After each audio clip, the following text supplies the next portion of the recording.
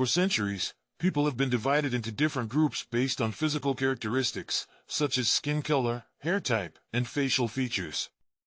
This division is called race. But what if we told you that race has no genetic basis? The truth is, not one characteristic, trait, or even gene distinguishes all the members of one so-called race from all the members of another so-called race.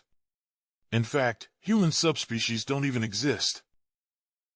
Unlike many animals, modern humans simply haven't been around long enough, nor have populations been isolated enough, to evolve into separate subspecies or races. On average, only 1 of every 1,000 of the nucleotides that make up our DNA differs from one human to another. We are one of the most genetically similar of all species. So where did the idea of race come from, and why has it persisted for so long? In 1850, English anatomist Robert Knox published a book entitled The Races of Man, a fragment, which claimed to provide a scientific basis for the popular belief that intelligence is linked to race and heredity. According to Knox, people of color were intellectually inferior not due to differences in brain size, but rather to differences in brain texture and nerve endings. Despite being based on the autopsy of only one man of color, Knox's studies and similar research were taken very seriously, and this laid the groundwork for the 20th century eugenics movement. The idea that certain races were inherently superior or inferior gained widespread acceptance and became an excuse for the marginalization and oppression of minority groups. However, modern science has proven that race has no genetic basis. Not a single characteristic, trait, or gene distinguishes all members of one race from all members of another.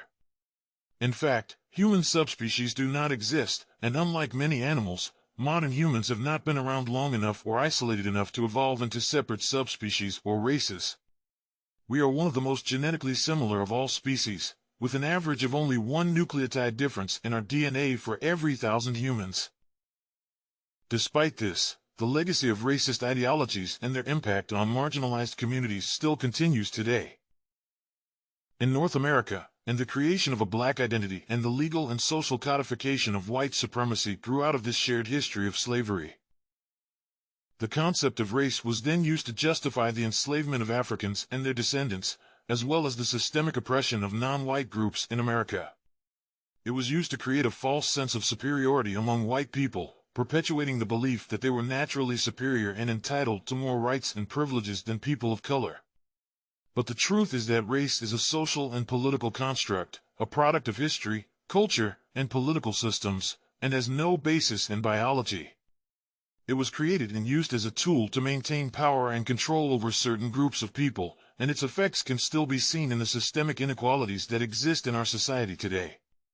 It's important to understand the history of race and its creation so that we can work to dismantle the systems of oppression that have been built upon it. We must work towards a future where all people are truly equal, regardless of their skin color or ancestry.